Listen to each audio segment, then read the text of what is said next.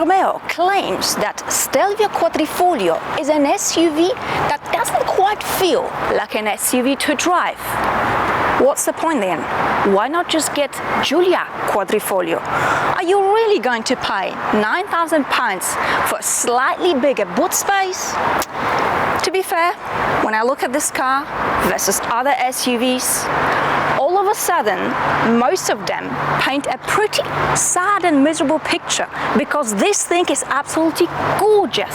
So, time to hit the road and drive this non-SUV SUV. 1, 2, 3.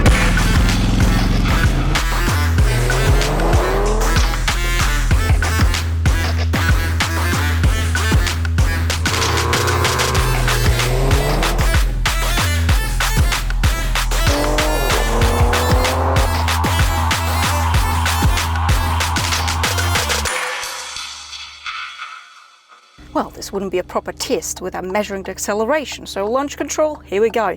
Actually, there's no special launch control feature, so I'm just gonna have to fake it. I will flick you to race mode. Electronic stability control is deactivated in race mode. Automatic start and stop button is deactivated. Can I do anything else? I think that's about it. Foot on the brake, foot on the throttle. Oh, it tries to drive through its brakes. Off we go. Come on, Stelvio. Show me what you got. Yeah, it feels pretty quick. But is it quick enough? Oh, I see my camera has moved. The declared 0 to 100 is 3.8 seconds, and I am a tad slower, 4.07. I reckon even with that, you will have no problems overtaking an idiot in the front of you. The top speed is 283 kilometers an hour. You see, leave setting boundaries and limitations to the greedy Germans, Italians, as much as Mama gave you. Under the bonnet, we've got this modern world plastic cover. It is hot, but underneath it, a 2.9 litre V6 twin turbo petrol goddess, which produces 510 horsepower, 600 newton meters of torque. Nobody does it better. The Italians can truly squeeze so much horsepower out of a 3-litre engine. We've got all-wheel drive system, which generally speaking changes the nature of a sports car rather significantly. Then again, with the Italians, it's always a little bit different. Once the rubber hits the road, we'll sure know the whole story. All right, time to hear it.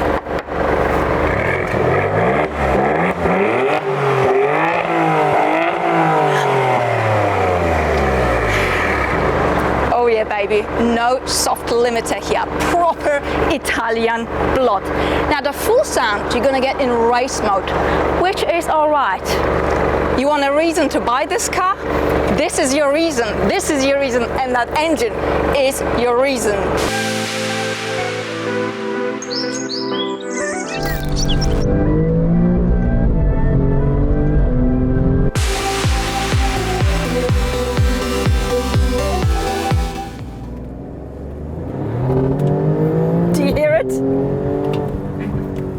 This engine is glorious. It is phenomenal.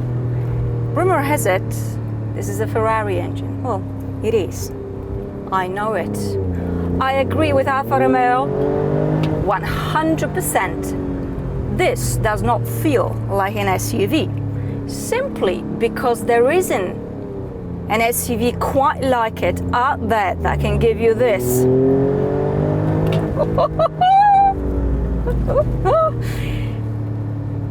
We've got aluminium construction to keep the weight down, 1,830 kilograms, so just over 1.8 tons. Bear in mind, most, even sporty SUVs, weigh well over 2 tons. And as to be expected, you can't expect an elephant to all of a sudden become a tiger. It's not how the world works.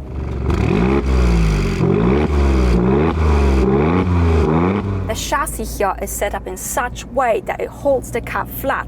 It doesn't roll around the corners. all-wheel drive system, as I have predicted, Italian style, which means most of the time, most work gets done by back wheels. But if back wheels start to lose grip, the power gets sent to the front wheels so that you don't wrap your teeth around the very next tree. We've got rear limited slip differential, which means the power gets sent to whichever back wheel that has the most traction so that you get out of the corner with more grace, safer, but most important, faster. Now it grips tight, it handles super well. This engine has got so much punch, so much energy. This is your sportiest SUV. It's not Macan, it never was, and probably never will be. Coffee cups and cigarettes laying around the room. I don't mind a little mess, just wanna stay with you, and we'll do anything. Being a passenger in Stelvio Quadrifolgio, well, there's plenty of practicality. True. Lots of new room, very good headroom. I love this panoramic sunroof. What about the middle seat? Well, that's the situation, but otherwise, for two even tall adults, this space is actually very good.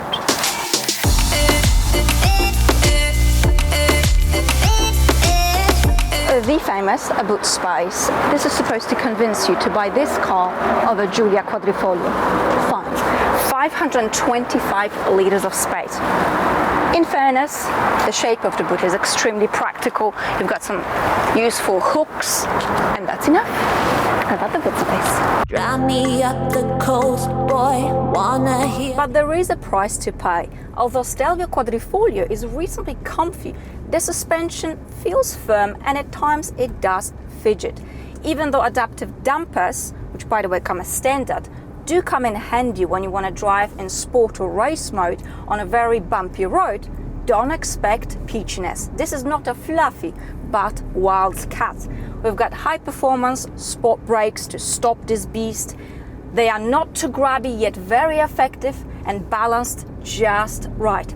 If you think about it, £87,000 is actually pretty good value, especially that when 2026 comes knocking on our doors, Stelvio will be completely electrified. That's right, there'll be no more combustion engine. So if you've been pondering about purchasing a car like this for quite some time, here is a sound and solid advice. Hurry the f up and just go and get it. Enough to not let go. Watch over me. What do you think about the cabin? I like it a lot. Although I'll go for the brown color. You've got a blend of different materials, Alcantara or leather, carbon fiber, which makes it so wonderfully Italian. The quality of the materials, the fit and finish is excellent. I like the steering wheel, aluminium paddle shifters, they feel so cool. Start and stop button, just like in a Ferrari. You also have Quadrifolgio logo and bits of Alcantara here. You see, this is an emotional car and you will get emotional driving this car. And it might be that the palms of your hands sweat from time to time, but they won't slide, they will hold on tight. Just do me a favor, wipe it from time to time so it doesn't get too greasy. Now there's plenty of practicality and storage space here, very good. Look how beautifully integrated to the dash is the infotainment screen. It's pretty basic, the screen. I recommend just plugging in your Apple CarPlay.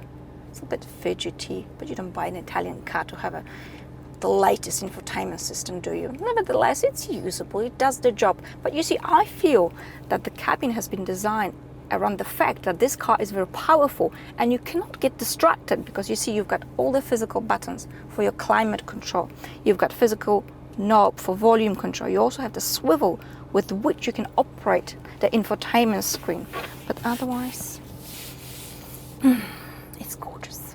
Go ahead, go and breathe your fire. Shake it down, shake it to my core. Go ahead, go and give me more. 8-speed automatic gearbox. It's not a dual clutcher, but it's pretty quick. And if it's not quick enough for you, you of course have got these gloriously feeling in the palms of your hands aluminium paddle shifters. You flick it to manual, you take full control. The steering is very sharp, tiniest movement, big impact. And that's fine on a track, but in daily life you better be awake and you better be aware. You can't expect a car like this to be economical. Well, it isn't. I'm averaging about 17 liters. We also have a pretty small tank, which means very frequent visits to the petrol station. Is it worth it? 100%. Absolutely. If you want efficiency, you go and get yourself a Toyota Prius.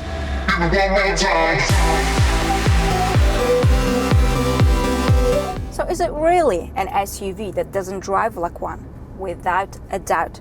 Strong, punchy character, yet with practicalities of an SUV. But you mustn't compare it to Giulia Quadrifolgio. Giulia is a saloon with over 500 horsepower, going straight to her ass, 100%. It's a slightly different world.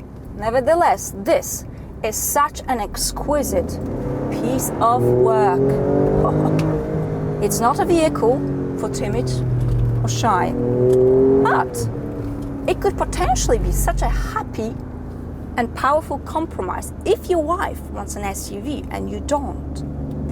Because you might pay a little bit more versus Giulia Quadrifolgio, yet you might save yourself a whole lot more on an ugly divorce. You know, they say, happy wife, happy life. Or you can just dodge the bullet, get divorced and get yourself Giulia. You see, life is all about choices, isn't it? Thank you so much for watching, and I'll see you very, very soon. Bye.